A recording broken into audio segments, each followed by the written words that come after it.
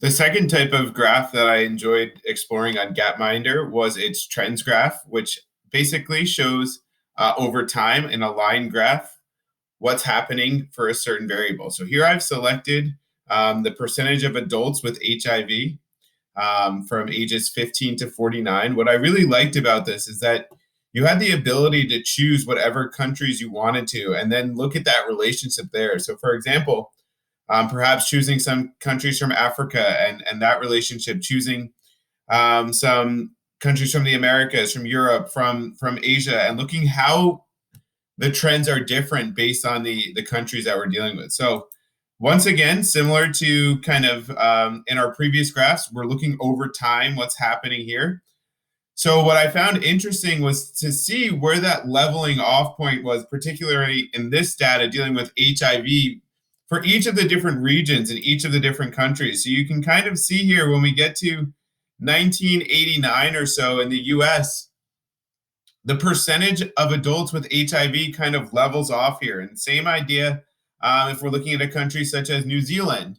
While in some of the other countries, some of the African countries that I've chosen, such as Nigeria and Djibouti, that percentage is still growing for that point. We haven't reached that plateau.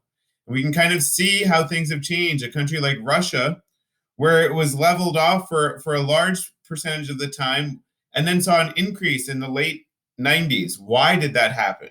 Okay, those are the types of questions that we can ask as we're looking at data like this.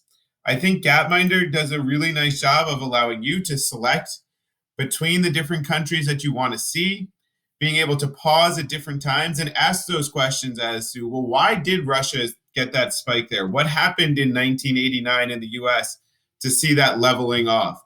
Why did it take several more years in some of these African countries? Okay, I think it does a really good job, and it's really cool to see the interactive nature with this type of stuff. And maybe there's another country that you want to add in, and it's so easy on this website to just do that. Maybe I want to add Argentina in. I don't have any countries from South America as a part of my collection here, and I want to see, where does Argentina fall into all of this? And the ability to easily change between the different types of things. Maybe I don't want to see the HIV rate there. Maybe something else related to HIV, the people living with it, and look at that relationship as well. The graphs on Gapminder are really easy to see and really easy to read. And I think it makes it interesting for students to be able to use these tools and be able to kind of go further than they would in a typical graph. I think one additional thing that you could even talk about as a teacher is look at the scale that was used here and what type of scale is used here when we're talking about it. It's not your typical linear scale on your y-axis. So there's a lot of interesting stuff in this website. It was all new to me.